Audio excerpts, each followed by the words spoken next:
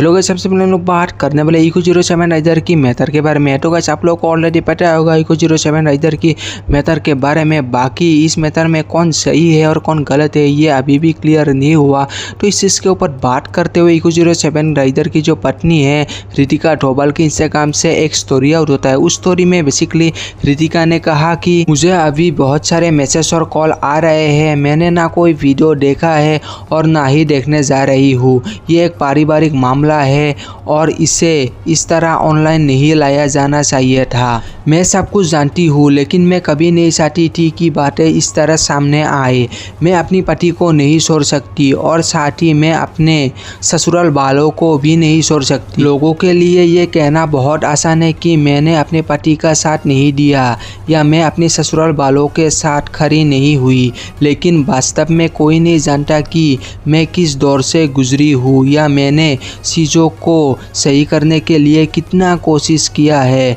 मैं बहुत सम्मानित परिवार से ताल्लुक़ रखती हूँ। अभी मैं बस चाहती हूँ कि सब कुछ शांत हो जाए और शांतिपूर्ण ढंग से सुलझ जाए। अभी मेरा एकमात्र ध्यान मेरे आने वाले बच्चे पर है। वो मेरा होना चाहिए और वो बाकी सभी का भी होना चाहिए। कृपया अभी एक दूसरे को दोष देना बंद करें, क्योंकि मेरा बच्चा इस नाटक का हकदार नहीं है। बाकी गाइस आप लोगों को इस टॉपिक के ऊपर क्या कहते हो कमेंट सेक्शन में जरूर से बताना। और इस टॉपिक के ऊपर बात करते हुए मैक्सन ने भी इको 07 राइडर को एक्सपोज कर दिया कि वो ये सब वगैरह फ्यूज के लिए कर रहा है। आप लोग देखिए मैक्सन का छोटा सा वीडियो क्लिप।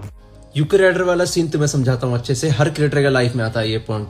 यूके राइडर अपने माँ बाप के कारण सफर नहीं कर रहा, अपने पत्नी ये जातिवाद इन सब के कारण सफर नहीं कर रहा। वो नोटंकी कर रहा है, वो तो साफ साफ झूठ फैला रहा है। वो उसके वीडियो के पैटर्न से ही पता लग जाता है।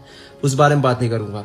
वो सफर कर रहा है अपने कम व्यूज से। हर क्रिएटर्स का एक होता है गोल कि उसके जब इतने व्यूज आते हैं तो वो संतुष्ट रहता है। जैसे उसके व्यूज कम आने शुरू हो जाते हैं तो वो धीरे धीरे स्ट्रेस एंजाइटी में चला जाता है।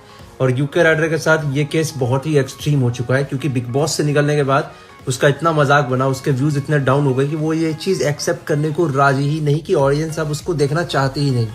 और इसके चक्कर में उसने प्रॉपर एक लंबी वीडियो डाल दी। उसके बाद PR चलाने के भी आरोप लगे रहे उसके भाई के द्वारा। और मैंने वीडियो देखते ही 2 घंटे के अंदर ट्वीट कर दिया कि ये नौटंकी कर रहा है, क्योंकि हल्का सा पैटर्न उसके वीडियो में साफ साफ दिखता है कि किस तरीके से वो रिकॉर्डिंग चला रहा है, किस तरीके से क्रॉप रिकॉर्डिंग चला रहा है। तो लोगों को रीड करना सीखो। बाकी गाइस आप लोगों को मैक्सन की इस टॉपिक के ऊपर क्या कहना कमेंट सेक्शन में जरूर से बताना। और गाइस इको 07 राइडर की इस टॉपिक के ऊपर बात करते हुए थीरू मोनसेक ने भी अपने इंस्टाग्राम के स्टोरी में बात किया इको 07 राइडर की इस मेथड के बारे में। आप लोग देखिए उनका भी छोटा सा एक वीडियो क्लिप।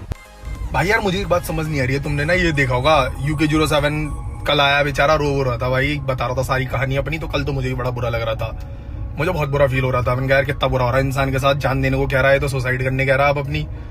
तो बुरा फील हो रहा था भाई बहुत। लेकिन आज मैं सुबह से जब इंस्टा खोल रहा हूँ भाई 4-5 PR रील्स दिख जा रही हैं, जिसमें भाई इमेज क्लीन विलीन का थोड़ा सीन है। तो मतलब मैं समझ नहीं पा रहा कि इंसान अगर दुनिया से जाने वाला है तो जाते आते ही भाई वो भला करके जाना चाहता है।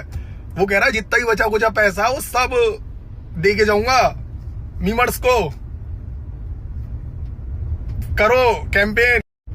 जोक्स अपार्ट भाई, देखो अगर उसकी जिंदगी मतलब इतना सही में परेशान है वो, तो भाई थोड़ा हील व्हील हो जाए। हम भी ये प्रे करते हैं कि बढ़िया हो जाए जिंदगी में उसकी सब। लेकिन कोई अगर इंटरनेट पे आके मतलब मैं मेरे घर वालों के साथ गलत हूं अगर, तो मैं आगे पूरी दुनिया को क्यों प्रूफ देने को ये लग रहा हूं भाई कि मेरे घर वाले गलत है। भाई ये मांगा नहीं किसने प्रूफ। तू परेशान है, तू बता सकता है हमें कि तू परेशान है, तू हमें स्टोरी सुना सकता है।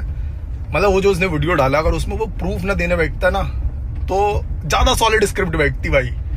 जहां तक मुझे लगता है कि अगर मैं कल को कुछ ऐसा करूंगा, परेशान होऊंगा मैं जेन्युइनली, तो मैं प्रूफ्स नहीं देने बैठूंगा उसमें कि भाई देखो मेरे बाप ने ही किया, देखो मेरे माँ ने ही किया, मुझे परेशान किया। मतलब देखो मैं किसी को गलत नहीं कह रहा। दूसरी साइड जो उसका भाई है वो कलमिंग, वो सारे प्रूफ्स लाके रख दे रहा कि जो भी वीडियोस में एलिगेशन ला के जा रहा घर वालों के खिलाफ, मतलब उन्होंने अपने घर वालों को ही गलत बता रखा है, तो वो उसके अगेंस्ट प्रूफ ला के रख दे रहा सही। तो उसमें जो है यूके 07 ही गलत हो रहा है। तो ऐसे करके मतलब मैं समझ नहीं पा रहा। देखो बहुत सारे कोई जो होते हैं ना पेरेंट्स होते हैं टॉक्सिक होते हैं, माना मैंने चलो, लेकिन हमारे रहे नहीं है कभी, तो हमने उस तरह से सोचा नहीं, हमारी सोच नहीं चल रही होगी उस तरह से। लेकिन हमारी तो मेंटेलिटी वो है भाई, पापा ने अगर गोली मार दी है तो भाइयों कोई नहीं कुछ सोच समझ के मारी होगी। लो पापा इस वाले चूतड़ा बाहर मार दो तब भी कुछ नहीं कहेंगे। यहाँ लोग भाई घर वालों से दूर, घर वालों से खफा होके बैठ जा रहे हैं, लड़के बैठ जा रहे हैं। ये चीज सही नहीं होती है दोस्तों। देखो स्टोरी ये सब चीजें तो साइड हटाओ, प्यार करा करो घर वालों से भाई, अपनी जनता से कह रहा हूँ। बाकी कैसे आप लोग को थीरू मोस्टे की इस टॉपिक के ऊपर क्या कहना, कमेंट सेक्शन में अपनी राय जरूर से बताना। तो गाइस मिलते हैं नेक्स्ट वीडियो में।